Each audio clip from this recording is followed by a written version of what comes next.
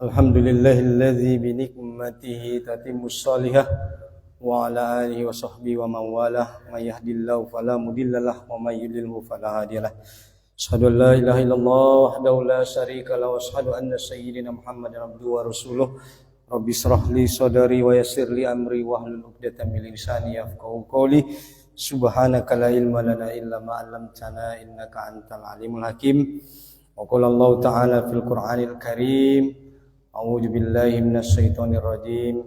Bismillahirrahmanirrahim. Alladzi khalaqal mauta wal hayata liyabluwakum ayyukum ahsanu amala wa huwal azizul ghafur. Amma ba'd. Segala puji bagi Allah Subhanahu wa taala yang masih memberikan kita semua jamaah salat subuh Masjid Al-Hikmah Rumahan Grand Mutiara di pagi hari yang barokah ini. Itulah berupa nikmat iman, nikmat Islam, nikmat usia, begitu juga kesehatan dan kesempatan, sehingga kita di subuh hari ini berada di pagi hari yang mulia, di tempat yang mulia. Dan insya Allah kalau saya lihat dari wajah-wajahnya semua ini, insya Allah kita semua termasuk adalah orang-orang yang insya Allah dimuliakan oleh Allah Subhanahu wa ta'ala. Amin, amin ya rabbal alamin. Marilah kita mensyukuri segala karunia dan nikmat Allah ini dengan kita senantiasa bersama-sama bersungguh-sungguh, senantiasa di dalam kehidupan kita ini 24 jam dalam sehari, dalam seminggu, sebulan dan setahun, kita bersungguh-sungguh di hadapan Allah Subhanahu wa ta'ala meningkatkan segala iman dan takwa kita dengan senantiasa menjalankan segala apa yang diperintahkan oleh Allah dan meninggalkan segala apa yang dilarang. Mudah-mudahan dengan begitu kita tergolong sebagai hamba yang bertakwa, yang dimana takwa itu merupakan kunci surga. Maka oleh karena itu pegang teguhlah takwa itu, sehingga kita bisa masuk surganya Allah Subhanahu wa ta'ala. Dan dari wajah-wajah yang hadir di pagi hari ini, saya melihat kita semoga termasuk dan tergolong sebagai ashabul jannah, yaitu para penghuni surga, atau ashabul yamin, yaitu golongan kanan, dan bukan termasuk ashabus simal, tidak termasuk sebagai golongan kiri. Yang insya Allah kita berdoa semoga kita semua termasuk sebagai ashabul jannah yang masuk surga tanpa hisab. Amin, amin ya rabbal alamin. Salawat dan salam semoga senantiasa terlimpah dan tercurah kepada Sayyidul Anbiya wal Mursalin, Khatamun Nabiyyin, beliaulah baginda Rasulullah sallallahu alaihi wasallam. Allahumma salli ala Sayyidina Muhammad wa ala ali Sayyidina Muhammad, yang mana syafaat dan pertolongan beliaulah yang kita harapkan di akhir kelak. Mudah-mudahan selama kita hidup di dunia ini kita bisa membersamai hari-hari kita dengan senantiasa mengimani, menjalankan, mengamalkan apa yang Rasulullah sampaikan kepada kita dalam hadis-hadis beliau. Mudah-mudahan kita tergolong sebagai umat Muhammad sallallahu alaihi wasallam. Amin, amin ya rabbal alamin. Masyarul muslimin, jamaah salat subuh Masjid Al-Hikmah yang dirahmati Allah Subhanahu wa taala. Tadi kegiatan subuh kita telah kita buka dengan melaksanakan salat sunnah qabliyah subuh 2 rakaat, yang kemudian juga kita lanjut dengan sholat subuh berjamaah, yang kemudian juga kita lanjutkan kegiatan kita pada pagi hari ini, yang tadi telah dibuka oleh MC dengan mengucapkan basmalah. Mudah-mudahan dengan ucapan bismillah itu berkahlah hari kita sampai nanti besok pagi kembali. Amin ya rabbal alamin. Begitu juga tadi di sini telah hadir Al-Mukarram, yaitu Ketua BK Masjid Al-Hikmah, tadi telah menyampaikan berapa jumlah kakak di perumahan kita ini. Kemudian juga tadi ada alim ulama, cerdik pandai, tokoh masyarakat, tokoh adat dan lain sebagainya. Mudah-mudahan kita doakan semoga seluruh pengurus Masjid Al-Hikmah ini, begitu juga kita yang hadir semuanya, diberikan oleh Allah keistiqomahan untuk senantiasa memakmurkan masjid kita di setiap subuhnya. Amin ya rabbal alamin. Karena Allah Subhanahu wa taala mengatakan di dalam surah At-Taubah, "Innamallaha ya'muru masajidallah man amana billah wal yaumil akhir wa iqamis shalah wa ita'iz zakah wa lam yakhsha illallah. Sesungguhnya orang-orang yang memakmurkan masjid Allah adalah orang-orang yang beriman kepada Allah, mendirikan salat, membayar zakat, dan mereka tidak takut kecuali hanya kepada Allah Subhanahu wa taala. Walam yakhsha illallah, dan mereka adalah orang-orang yang berhak memakmurkan masjid Allah Subhanahu wa taala. Sebagaimana tadi MC dan juga Ketua Baikar Subuhan telah menyampaikan bahwa kehadiran mereka kemari adalah bertujuan untuk yakmur, yaitu memakmurkan masjid kita ini. Mudah-mudahan masjid kita ini senantiasa makmur, senantiasa ramai dengan kegiatan subuh, begitu juga dengan kegiatan kajian. Amin ya rabbal alamin. Masyiral muslimin, jamaah salat Masjid Al-Hikmah yang dirahmati Allah Subhanahu wa taala. Anak-anak muda yang hadir pada pagi hari ini, yang bergabung bersama kita adalah komunitas Baikar Subuhan. Mereka bukanlah anak muda sembarangan. Mereka adalah anak muda yang punya hobi naik motor ke sana kemari. Tetapi mereka bukan sekadar anak muda yang gas sana gas sini. Tetapi mereka adalah anak-anak muda yang punya hati, yang hatinya tergantung di masjid Allah Subhanahu wa taala. Mereka adalah seorang para pemuda yang bukan hanya naik motor ke sana kemari, tetapi mereka adalah anak-anak muda yang mengingatkan kita untuk taat, tunduk, patuh, bertakwa di hadapan Allah Subhanahu wa taala. Oleh karena itu mereka telah menjelaskan kepada kita tadi siapa mereka. Oleh karena itu, kalau ada di lingkungan kita ini, di lingkungan Grand Mutiara, anak-anak muda yang cinta motor, anak-anak muda yang cinta dengan Allah, maka silahkan daftar gabung kepada komunitas Baikar Subuhan, di mana hari ini kita melihat banyak para anak muda yang cinta dengan motor, balap sana, balap sini, terutama di jalan baru ini. Kita lihat tidak berapa lama mati sia-sia kalau kita tidak mau anak-anak kita naik motor ke sana kemari dan mati sia-sia. Maka bergabunglah dengan komunitas Baikar Subuhan. Insya Allah mereka punya kegiatan pengajian, mereka punya kegiatan santunan setiap Jumat. Mudah-mudahan di komunitas Baikar Subuhan ini mereka dibimbing oleh para ketua kita untuk menjadi para pemuda yang cinta kepada Allah dan Rasulnya. Takbir, Allahu Akbar. Masyiral muslimin, jamaah salat subuh yang dirahmati Allah Subhanahu wa taala, sebagaimana Aisyah mengatakan, raqatul fajri khairum minad dunya wa ma fiha. Siapa saja yang melaksanakan salat sunnah fajar atau salat sunnah qobliyah subuh 2 rakaat, Aisyah mengatakan, melalui lisan Aisyah, Rasulullah berkata, maka seseorang yang melaksanakan salat sunnah qobliyah subuh 2 rakaat, dia akan mendapatkan lebih baik daripada dunia dan seluruh isinya. Itu kalau kita melakukan 1 kali salat sunnah qobliyah subuh. Maka Allah menjanjikan siapa yang melaksanakan salat sunnah qobliyah subuh 2 rakaat, Allah akan memberikan baginya lebih baik daripada dunia dan seluruh isinya. Maka beruntunglah bapak-bapak, ibu-ibu, anak-anak kami yang hadir pagi hari ini, yang tadi sebelum subuh kita melaksanakan salat sunnah qobliyah subuh. Maka seorang mukmin yang paling bahagia, tidak ada kebahagiaan yang sesungguhnya baginya melainkan ketika dia bangun di pagi hari lalu dia bisa melaksanakan salat sunnah qobliyah subuh. Bayangkan jamaah sekalian dirahmati Allah Subhanahu wa taala, kalau ada seseorang yang menjanjikan kepada kita, kalau kamu nanti bangun di subuh hari, saya akan memberikan mobil Lamborghini sebanyak 5. Tentu kita pasti akan mau bersusah payah untuk bangun. Itu baru mobil. Tetapi ada yang lebih baik daripada dunia dan seluruh isinya yang Allah janjikan kepada kita. Masa kita tidak mau?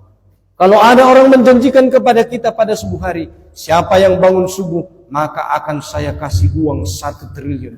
Pasti kita akan mau bangun pagi. Tapi ini ada yang lebih baik daripada uang 1 triliun, yaitu salat sunnah qobliyah subuh 2 rakaat. Siapa yang menjanjikan? Allah Subhanahu wa taala. Kata Allah, siapa yang melaksanakan salat sunnah qobliyah subuh, Allah akan balas dengan pahala yang lebih baik daripada dunia dan seluruh isinya. Maka kalau ditanya, siapa orang yang paling kaya di dunia ini? Maka itu adalah seorang mukmin yang bisa melaksanakan sholat sunnah qobliyah subuh 2 rakaat. Lebih kaya daripada Mark Zuckerberg, lebih kaya daripada Elon Musk. Maka seorang mukmin yang melaksanakan sholat sunnah qobliyah subuh, mereka adalah orang-orang terkaya di dunia ini.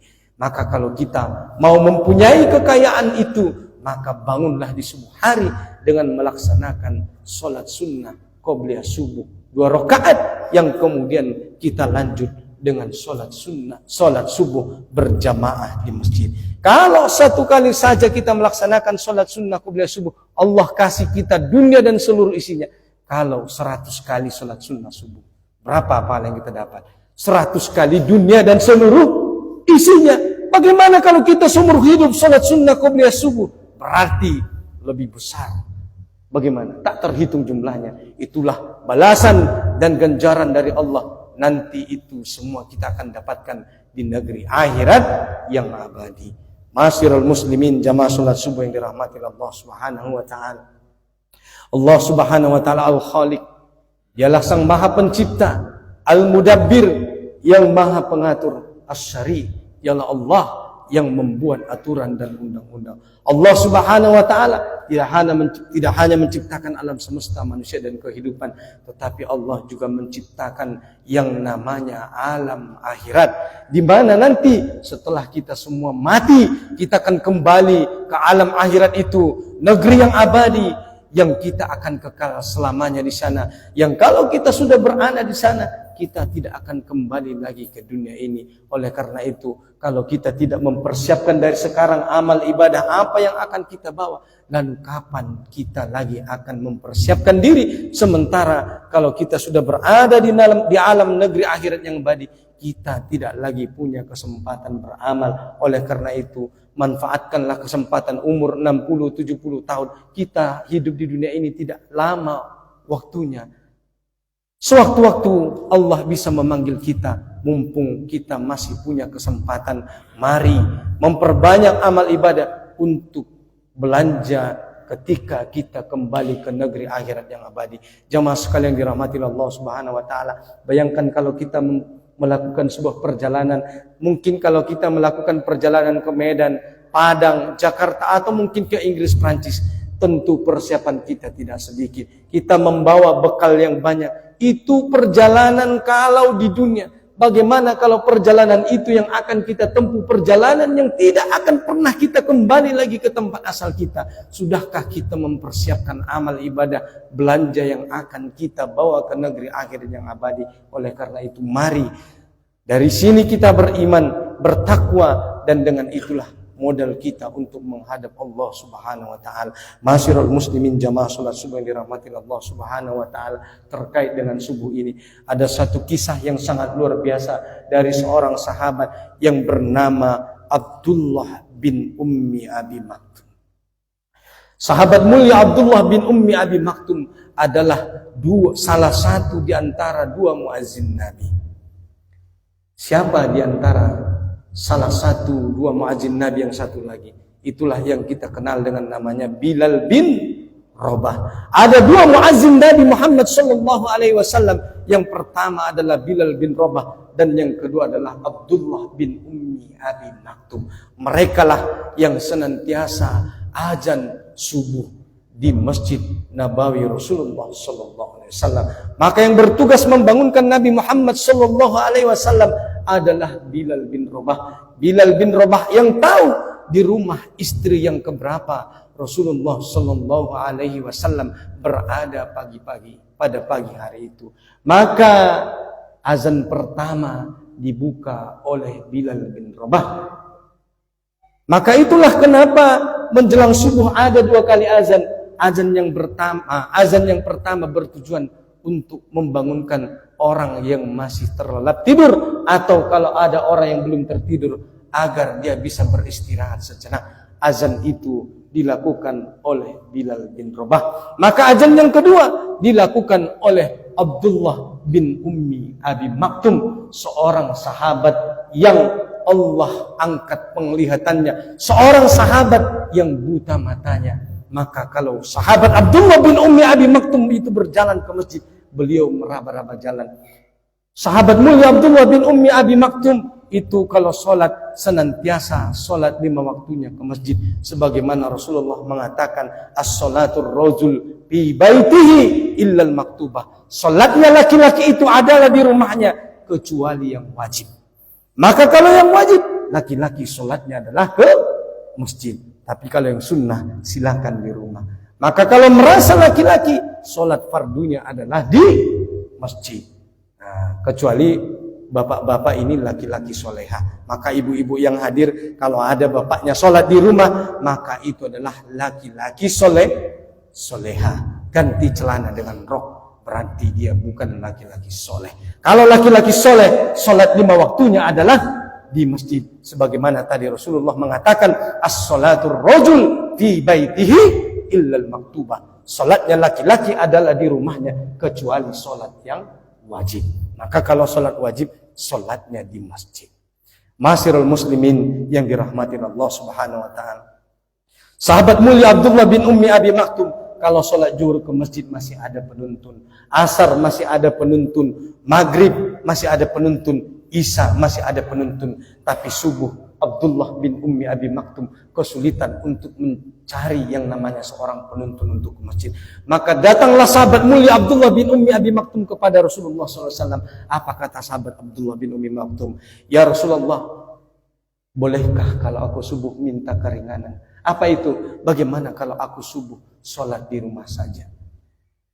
Maka apa jawab Rasulullah SAW? Perhatikan jawaban Rasulullah kepada sahabat mulia Abdullah bin Ummi Abi Maktum. Padahal sahabat Abdullah bin Ummi Maktum adalah sahabat yang sudah sepuh, umurnya sudah tua, rambut sudah ubanan, ditambah pula buta. Maka sahabat mulia Abdullah bin Ummi Maktum meminta izin keringanan kepada Rasulullah SAW untuk sholat subuh di masjid. Kenapa? Karena sulit menemukan penuntun dan jarak rumah sahabat mulia itu jauh dari rumah ke masjid. Tapi dengarkan apa jawab Rasulullah. Apa kata Rasulullah? Ya sahabat mulia Abdullah bin Ummi Maktum, atasma'ul azan? Apakah engkau masih mendengar suara azan di rumahmu? Maka kata sahabat mulia Abdullah bin Ummi Abi Maktum, bala ya Rasulullah. Ya, aku masih mendengar suara azan ke rumahku ya Rasulullah. Kalau begitu kata Rasulullah, laksanakan sholat subuh di masjid. Maka perhatikan jamaah yang dirahmati Allah subhanahu wa ta'ala. Dengan Rasulullah mengatakan begitu, sahabat mulia Abdullah bin Ummi Maktum paham bahwa ada yang istimewa pada sholat subuh 2 rakaat di masjid. Maka semenjak itu sahabat mulia Abdullah bin Ummi Maktum tidak pernah ketinggalan sholat subuh di masjid. Padahal dia sudah tua, rambut sudah ubanan, mata buta tidak melihat, jarak rumah dari masjid jauh. Tetapi sahabat mulia Abdullah bin Ummi Abi Maktum di kegelapan subuh pagi meraba-raba jalan untuk bisa sampai ke masjid. Kenapa? Karena sahabat mulia Abdullah bin Ummi Maktum paham ada yang istimewa dalam subuh. Kenapa? Karena Rasulullah SAW tidak membolehkan Abdullah bin Ummi Abi Maktum untuk sholat subuh di masjid. Padahal beliau sudah tua, seharusnya ujur, rambut sudah ubanan, mata tidak melihat. Tetapi 4.30 Abdullah bin Ummi Abi Maktum telah berada di masjid. Bahkan beliau melaksanakan azan sholat subuh. Siapa kita? Siapa saya? Siapa Anda yang tidak dijamin surga oleh Allah subhanahu wa ta'ala? Lalu kalau kita tidak datang sholat subuh berjamaah ke masjid, lalu dengan apa Allah akan mengampuni dosa-dosa kita? Oleh karena itu jamaah subuh yang dirahmati Allah subhanahu wa ta'ala, bersyukurlah kita yang masih bisa hadir sholat subuh berjamaah ke masjid. Kalau ada tetangga kita, kalau ada kaum kerabat kita, kalau ada kaum sanak kerabat yang masih belum tergerak hatinya untuk subuh ke masjid, mari kita mengajak mereka untuk meramaikan sholat subuh berjamaah di masjid. Karena Allah subhanahu wa ta'ala mengatakan jelas di dalam surah Al-Isra. Apa kata Rasulullah? Apa kata Allah subhanahu wa ta'ala? Aqimis sholata liduluki samsi ila ghasaqil laili wa qur'anal fajar. Inna qur'anal fajri kana mas'uda. Kalau tadi sholat subuhnya begitu luar biasa pahalanya, diberikan Allah lebih baik dari dunia dan seluruh isinya, bagaimana dengan sholat subuh 2 rakaat? Pasti lebih luar biasa. Sebagaimana Allah katakan dalam surah Al-Isra, Inna Qur'anal fajri kana mashuda. Sesungguhnya sholat subuh itu disaksikan oleh para malaikat. Maka siapa yang sholat subuh berjamaah di masjid, maka mereka didoakan oleh malaikat subuh. Malaikat yang berganti menjaga siang dan malam. Mereka lah yang mendoakan kita pada subuh hari. Yang datang ke masjid ini, maka siapa di antara kita termasuk yang hadir ke masjid ini melaksanakan sholat sunnah qobliyah subuh, dilanjut dengan sholat subuh berjamaah, termasuklah kita orang-orang yang didoakan oleh para malaikat. Dan insya Allah berkahlah pagi hari kita sampai esok subuh kembali. Mahasirul muslimin yang dirahmati Allah subhanahu wa ta'ala. Terakhir Al-Fakir menyampaikan, marilah kita jaga keimanan, marilah kita menjaga ketakwaan dengan kita bersama-sama memakmurkan masjid kita. Karena kunci surga adalah takwa, sebagaimana Allah mengatakan dalam surah Az-Zumar, wasiqal ladzina taqaw rabbahum ilal jannati zumara. Dimasukkan oleh Allah Subhanahu wa taala ke dalam surga orang-orang yang bertakwa secara berjamaah. Jadi ibu-ibu, nanti kita akan masuk surga secara berjamaah. Jangan ibu-ibu bayangkan nanti masuk surga jalan sendiri-sendiri, itu enggak ada. Jangan bapak bayangkan nanti masuk surga, saya jalan sendiri, itu enggak ada. Nanti kita akan masuk surga secara beramai-ramai. Sebagaimana nanti orang-orang kafir juga akan masuk neraka Allah Subhanahu wa taala secara berjamaah. Itu juga Allah sebutkan di dalam surah Az-Zumar, wasiqal ladzina kafaru ila jahannami jumara. Dimasukkan oleh Allah orang-orang yang kafir ke dalam neraka jahanam secara berjamaah. Oleh karena itu nanti Allah akan memanggil, para malaikat akan memanggil, mana orang-orang yang ahli subuh berjamaah di masjid, mana orang-orang yang sedekah, mana orang-orang yang salat tahajud, mana orang-orang yang salat witir, mana orang-orang yang bersuka infak, sedekah, zakat. Maka masuklah mereka secara berjamaah. Pertanyaannya bagi kita, adakah kita tergolong di antara salah satu dari jamaah tersebut? Sudahkah kita menjadi ahli duha? Sudahkah kita menjadi ahli tahajud? Sudahkah kita menjadi ahli sedekah? Kalau kita tidak termasuk salah satu di antaranya, maka perlu kita mengkhawatirkan diri kita. Kenapa? Karena surga Allah begitu mahal harganya. Oleh karena itu, kalau kita tidak berjuang dari sekarang, maka apa amal yang akan kita bawa untuk kembali pulang menghadap Allah Subhanahu wa taala?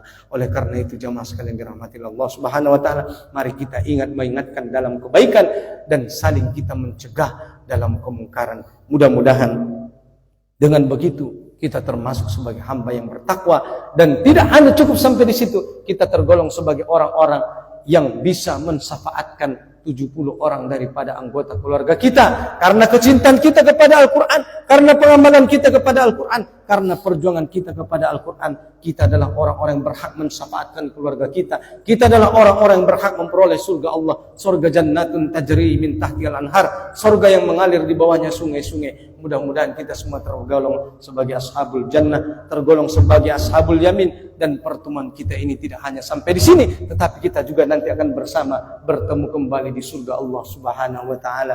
Amin amin ya rabbal alamin. Subhanakallahumma wa bihamdika asyhadu an la ilaha illa anta wa astaghfiruka wa atubu ilaik. Assalamualaikum warahmatullahi wabarakatuh.